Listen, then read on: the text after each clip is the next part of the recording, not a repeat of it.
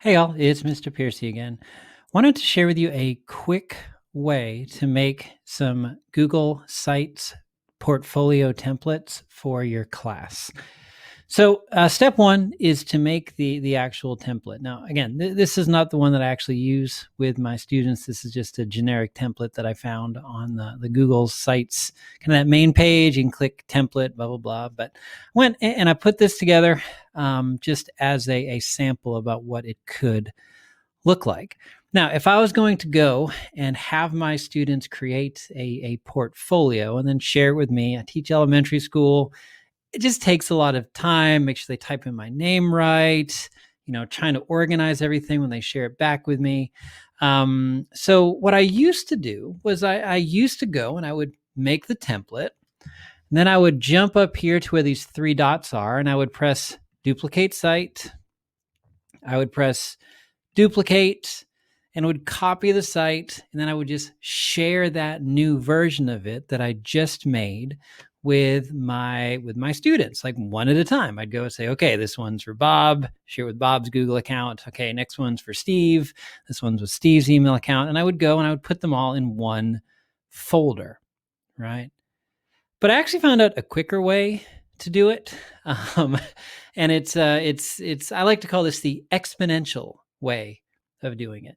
Because here's what I have right now. I have a folder, and in this folder is the template that I just made, and the copy of the template that I just made. And you, in theory, could go one at a time, and you could right click on this, go to make a copy, and you could go and it would create the copy of it, and it would put it in there. But I realized in Google Drive, you can select more than one file at a time.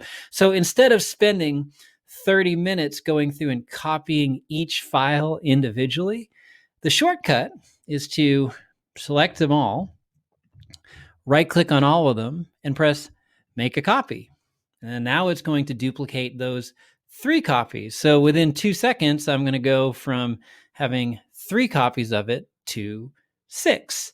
And then once you get those 6 copies in there, let's say I've got, I don't know, I'm just going to pretend 20 students in my class. Hey, I just copy all 6 of them, then go make a copy. Now it's taking those 6 templates and it's going to copy each of those. So I'm going to, in less than a minute, go from having 1 copy of this to now having 12.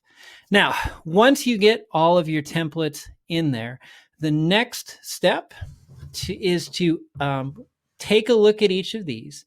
And you can rename them all in this Google Drive folder. You can also share them with the individual students in this folder.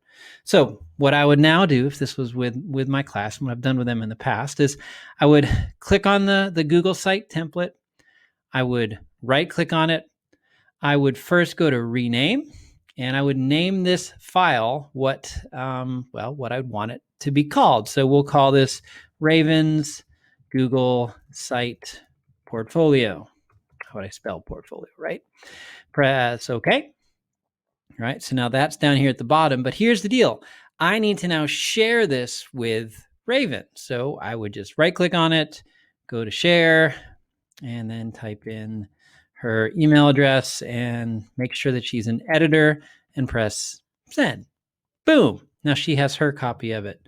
Okay, now I'd go to the next one. I would just right click and I would just do that process 10, 15 times, 20 times, however many students you have that are working on it.